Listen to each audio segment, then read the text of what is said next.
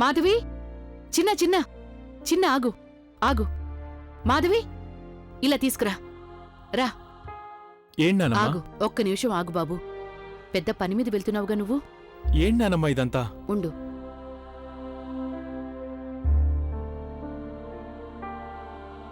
వెనక్కి తిరుగు.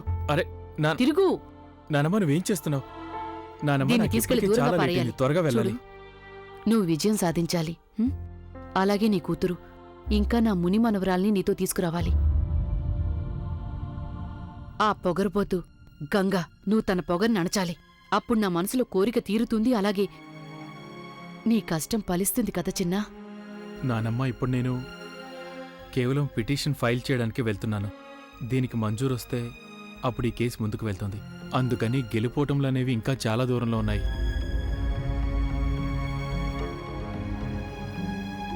నానమ్మ, నిజం చెప్పాలంటే ఇదంతా నేను గంగను తక్కువ చేయడానికో లేదా ఓడించడానికో చేయట్లేదు. ఎందుకంటే ఇప్పుడు నేను గెలిచినా గంగ గెలిచినట్టే అవుతుంది. అసలు నువ్వేమంటున్నావు జయ? నేనింత పెద్ద అబద్ధం చెప్పలేను. నిజం చెప్పడం వల్ల ఏమొస్తుంది గంగా? నీ జీవితంలో అతిపెద్ద సంతోషం నీ కృష్ణ నీకు దూరం అయిపోయినప్పుడు ఇంకేం మిగులుతుంది గంగా? నీ రూల్స్, అలాగే నీ ఆదర్శాలు, ఇంకా నీ నిజాయితీ. నీకు తెలీదు గంగా, సాగర్ పూర్తిగా ప్రిపేర్ అయి ఉన్నాడు. చట్టం గురించి అన్ని విషయాలు తనకి చాలా బాగా తెలుసు గంగా. ఈ విషయం నాకు మాత్రమే కాదు, నీకు కూడా బాగా తెలుసు కదా. కానీ జోయా, కోర్టులో గీత మీద చెయ్యి పెట్టి భగవంతుడి సాక్షిగా అనుకుని లేదు, నేనింత పెద్ద అబద్ధాన్ని ఎప్పటికీ చెప్పలేను.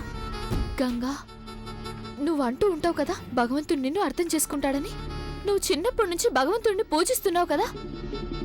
మరింకేంటి, భగవంతుడు ఇప్పుడే కాదు ఎప్పటికీ నీ మీద కోపడలేడు. ఎందుకంటే ఆయనకు తెలుసు నువ్వు ఏదైతే చేస్తున్నావో వేరే దారి లేక చేస్తున్నావని, మనస్ఫూర్తిగా కాదని. వేరే దారి లేకపోవడం అంటూ ఏం ఉండదు జోయా. నేను కూడా లా చదివాను. కేసుని ఎలా వాదించాలో నాకు బాగా తెలుసు. అండ్ నా కేసు చాలా స్ట్రాంగ్గా ఉంది. నా వైపు న్యాయం ఉంది జోయా. I agree. అలాగే నేను ఆశిస్తున్నాను అంతా అలాగే జరగాలని. అయినప్పటికీ ఒకవేళ చట్టం నీకు వ్యతిరేకంగా వెళ్తోందంటే, నీ నిజాన్ని చూసి చూడనట్టు వదిలేస్తే, అప్పుడు నేను నీకు ఏదైతే చెప్పానో దాన్ని నువ్వు తప్పకుండా ఉపయోగించాలి. ఇక నువ్వు దాన్ని ఉపయోగించడానికి అసలు ఎప్పుడూ కూడా హెసిటేట్ చేయొద్దు. చల్లగా ఉండు. నువ్వు అనుకున్నది నెరవేరాలి. సాలిగ్రాముడు, సంతోషంగా ఉండు. మళ్ళీ ఒకసారి ఆలోచించు సాగర్. నువ్వు చేయబోతున్న పని కరెక్టేనా? అన్నయ్య, ఇంతకంటే నా దగ్గర వేరే ఆప్షన్ లేదు.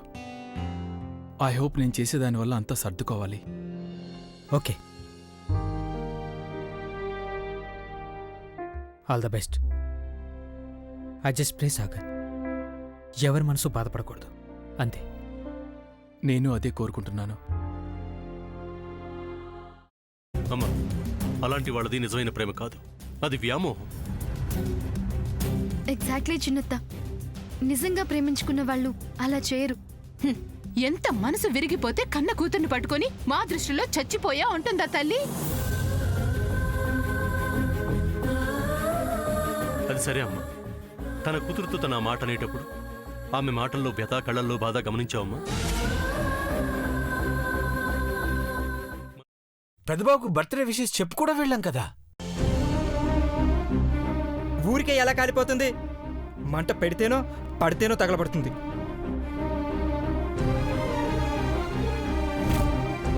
కరెక్ట్ చిన్నబాబు, నీకొచ్చినట్టే నాకు డౌట్ వచ్చింది.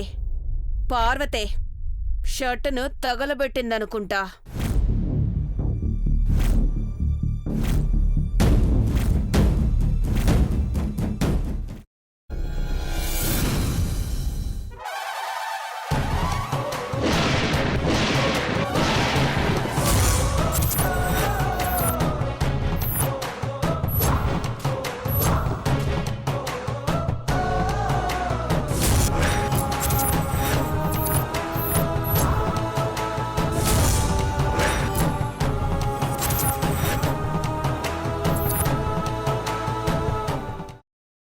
తర్వాత పొట్టు తీసేసి చాప్ చేసి పక్కన పెట్టుకోవాలి.